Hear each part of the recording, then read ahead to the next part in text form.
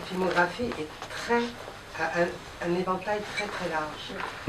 Quels sont vos choix entre The Merchant of Venice et par exemple 1984, ou Il Postino, ou Petrucciani, par exemple. Qu'est-ce qui détermine vos choix? Qu'est-ce qui vous fait, qu'est-ce qui vous motive? Moi, c'est ça qui m'intéresse. Ben, je suis parce que d'une certaine manière, c'est compliqué parce que je suis pas conscient de ça. C'est-à-dire, je fais les films que je fais les films si ça me plaît. Il faut aussi nourrir la famille. Comme, tu vois, il y avait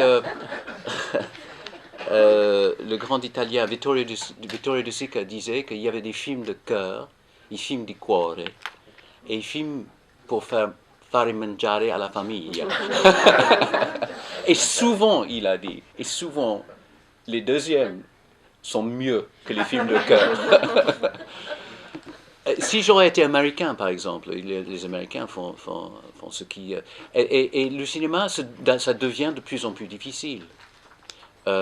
J'aurais bien voulu continuer dans la trace de Another Time, Another Place, Il Postino, un film que j'ai fait qui s'est écroulé, qui s'appelle La Moula, qui raconte des petites histoires très poétiques entre les gens. Je voudrais continuer à faire ces films-là. Malheureusement, avec les problèmes de l'argent dans le cinéma, le fait que c'est assez insolite qu'un metteur en scène anglais fait des films dans des langues différentes. Je suis là en train de préparer un film en ourdou, même type d'histoire, vraiment type d'histoire qui essaie de faire montrer comme les petits rêves des petits gens sont là on trouve des grands thèmes.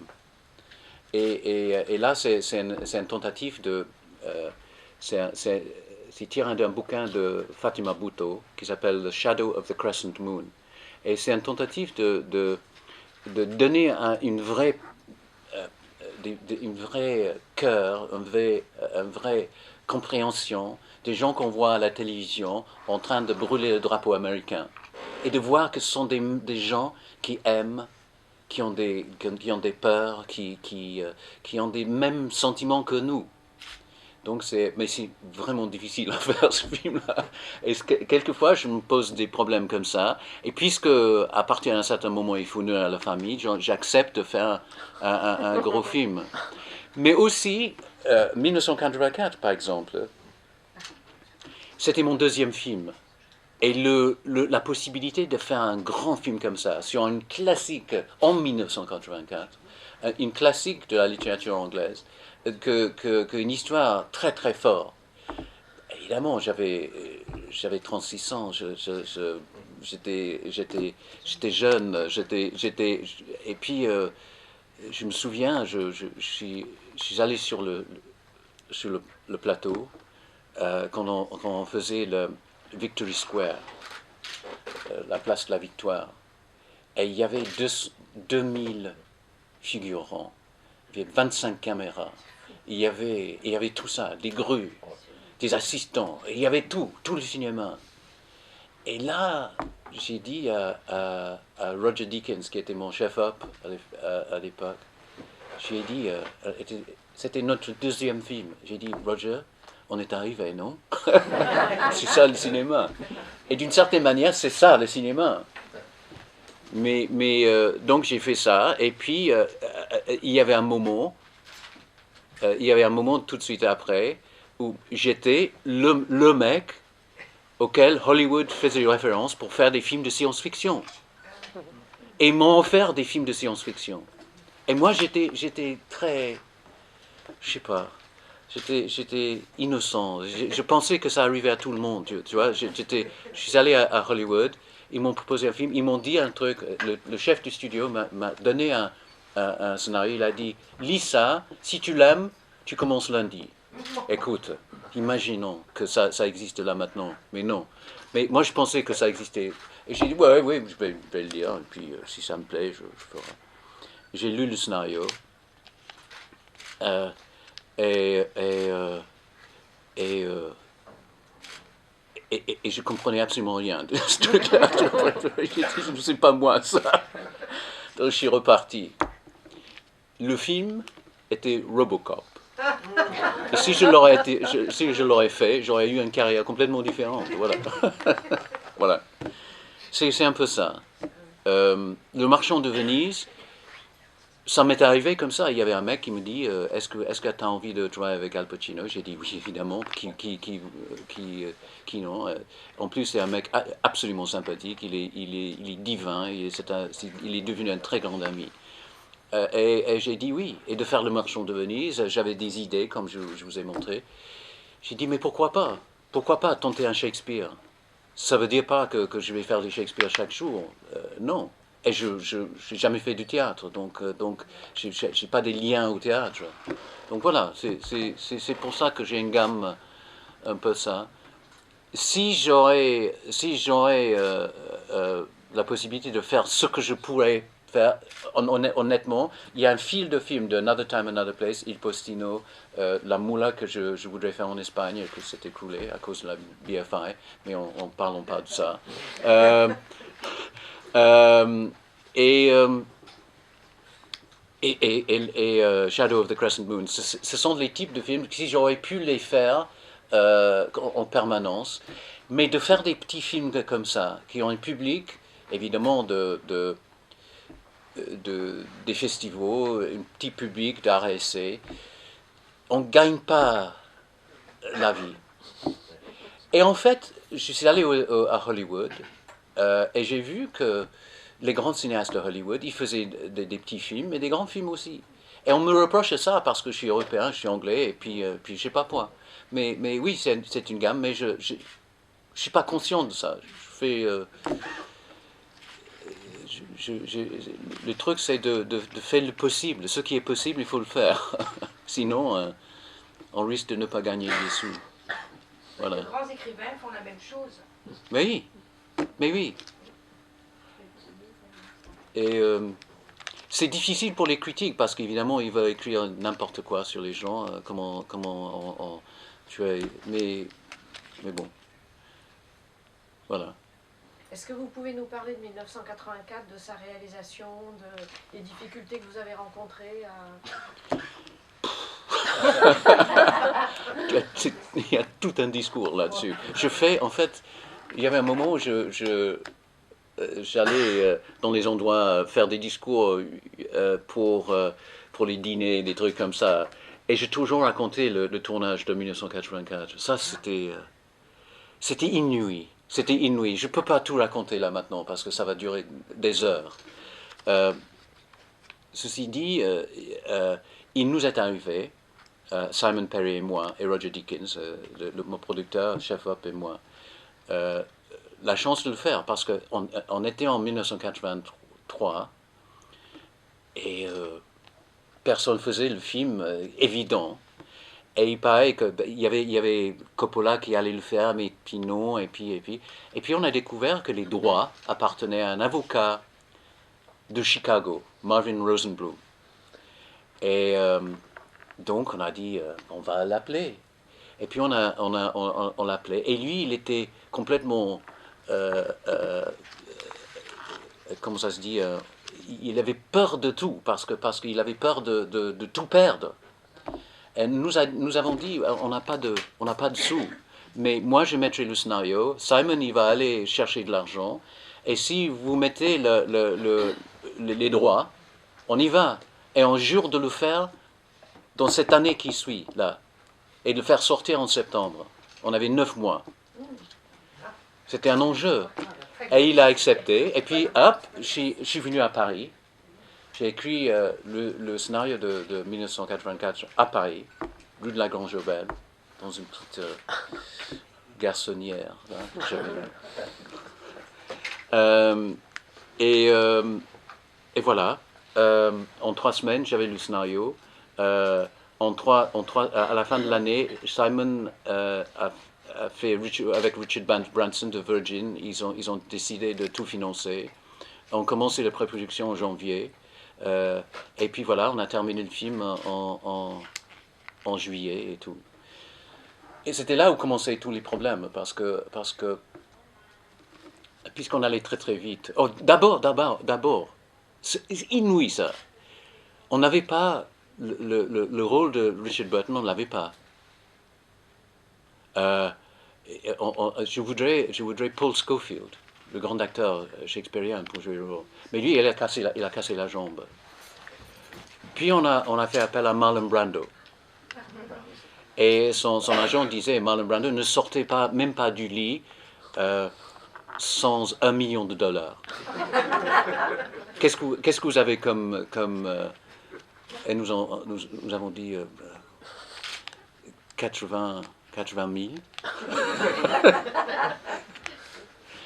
Donc, puis on a fait appel à Rod Steiger. Au fur et à mesure que le temps passait, on a commencé le tournage. On a commencé le tournage. On était à 6 semaines du tournage. On était avec... je suis allé voir Rod Steiger. Rod Steiger, oui, il peut le faire. Il est en train de faire un lifting, là, pour l'instant.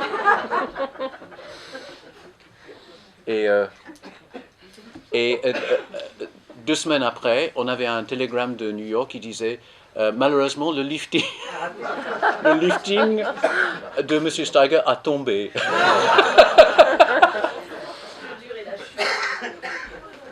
Et puis, on a dit Richard Burton, et tout le monde dit non, c'est un soulard, c'est un problème. Il vit à Haïti, comment on va le rejoindre là-bas? Pourquoi il vit à Haïti? Il dit qu'il pouvait passer aperçu par les rues de Haïti. J'y crois pas, je crois que, je sais pas, il y avait une combine, je sais pas, avec du... Mais bon, finalement, on a livré le scénario et il est venu, elle a accepté de le faire. Il était un peu, il a entendu parler des autres acteurs, donc il était un peu... Mais bon, il était là. Et voilà. Et il est venu, il a fait. Et puis on avait des problèmes. Et puis, puisque le film a coûté plus cher qu'il fallait, évidemment, parce qu'on le faisait, tu vois, très très très vite. Et Richard Branson a décidé de changer la musique. Et il a engagé les Eurythmics. Il a oublié de me le dire. Donc, j'ai reçu, dans le mixage final du film, j'ai reçu un coup de téléphone de machin, comment elle s'appelle, la fille des Eurythmics, Annie Lennox, des Bahamas. Elle disait, mais pourquoi t'es pas là? J'ai dit, mais je vous connais pas en fait. Elle a dit, non, mais il faut absolument venir parce qu'on est en train de faire la musique du film. J'ai dit, quoi? On est là, en train de mixer la musique ici. Elle a dit, oh. J'ai dit, mais il faut l'envoyer. Et puis, évidemment, la musique est venue. Et puis, c'était la première fois. Ils ne savaient pas que avec la musique, quand on fait la musique du film, on a une copie de travail sans effet, évidemment, pour mettre la musique. Et eux, ils ne savaient pas qu'il y avait d'effets. Ils pensaient qu'il y avait un manque d'effets. Donc, ils ont mis des effets dans la musique. Des explosions, des trucs comme ça, tu vois. Donc je leur ai dit, c'est impossible. Et puis on s'est disputé, et finalement, j'ai fait une énorme proteste à la télévision, quand j'ai reçu le prix de meilleur film de l'année, tout et tout. J'ai dit que c'est pas mon film qui sort, c'est pas, enfin, tout un truc que j'oserais pas faire là maintenant, mais j'étais jeune, et puis... Et ce qui est arrivé, c'est que... tu vois, le cinéma, au lieu ça a porté le film sur les pages, on dit en anglais, the front pages, au lieu des pages d'art du cinéma, the front pages. Et tout le monde allait. Tu vois, ça fait un tabac au box-office. Et puis, j'ai discuté avec tout le monde, avec les gens et tout. Et j'ai reçu un coup de téléphone de Dino De Laurentiis. Ça, c'est la dernière chose. Il a dit, je veux que tu fasses le plus grand film dans l'histoire du cinéma. 60 millions de dollars, qui en 1984, c'est pas mal de... avec Mel Gibson et Sean Connery, on va faire ce film sur Hong Kong, on va aller en Chine pendant 3 ans et tout. Et j'ai dit, mais est-ce que vous avez vu mes films? Il a dit non. Mais je t'ai vu à la télévision, tu semblais bien, très sympathique. Et j'ai reçu des tonnes de lettres de la grande public en me soutenant. Ils ne savaient absolument pas de quoi je parlais quand j'étais à la télévision, mais ils savaient que je protestais contre les forces, tu vois, des forces d'ordre, si tu veux. Donc la geste était belle. Mais voilà. C'est un tout petit bout de l'histoire de 1984. Mais c'était un tournage. Tourner avec Richard Burton, c'était un grand plaisir parce que c'était quelqu'un. Le seul problème de Richard Burton, il y avait trop de force. C'est-à-dire qu'il était trop. C'était pas quelqu'un qui avait une vision psychologique du personnage. Absolument pas. Tu lui parlais de la psychologie de Brian, il commençait à s'endormir comme ça. Et j'ai compris que ce type-là avait une voix extraordinaire. Et il faut tout simplement le baisser. Four à moins, je sais pas quoi. Je lui disais sur le set. Voilà. Et il était extraordinaire. Il était extraordinaire. Et mais la seule chose que j'ai fait, c'était de le supprimer. Parce qu'il était trop fort. Il avait un charisme extraordinaire. Et voilà. Bon. Ça aurait été le même problème avec Marlon Brando. Bah, oui. Oui. Non. Oui. S'il y a d'autres questions. D'autres questions sur d'autres Vous films? travaillez beaucoup sur les montages. Sur le montage, est-ce que vous avez, ou alors vous travaillez toujours avec les mêmes monteurs? Non, je travaille beaucoup avec Roberto Perpignani, le monteur de Del Postino, parce que c'était un grand, vraiment un grand. Et il est devenu un très grand ami. Je travaille là maintenant avec Yves Deschamps. J'ai fait le Petrucciani avec lui. C'est là où le monteur, vraiment, c'est dans le documentaire que les monteurs est le roi, franchement. Moi, j'étais là tout le temps dans la salle de montage, mais c'était lui qui montait le film parce que il y a tellement de matériel et tout. Et je travaille, oui, mais je travaille en général, je travaille avec les monteurs. Je suis toujours là dans le salle de montage. Parfois, si c'est vraiment, on n'arrive pas à voir les trucs, il faut s'absenter et puis rester un peu à part, que le monteur, la montatrice fait un pré-montage ou un montage. Et souvent, ça suffit. Mais tu as un regard un peu distant, un peu plus décalé parce que si tu es trop dedans, on risque de ne pas voir. Et, enfin, le truc du cinéma, c'est de travailler. Le cinéma, c'est pas le golf, c'est pas uniquement toi, c'est le football, tu vois, tu travailles en équipe. Et est-ce que le plus grand golfeur est-ce que Tiger Woods est mieux que Maradona? Non, on ne peut pas le dire, mais Maradona, il a besoin de quelqu'un qui lui passe le ballon. Voilà. Et c'est pareil au cinéma. Et c'est le grand plaisir du cinéma, c'est de travailler avec les gens.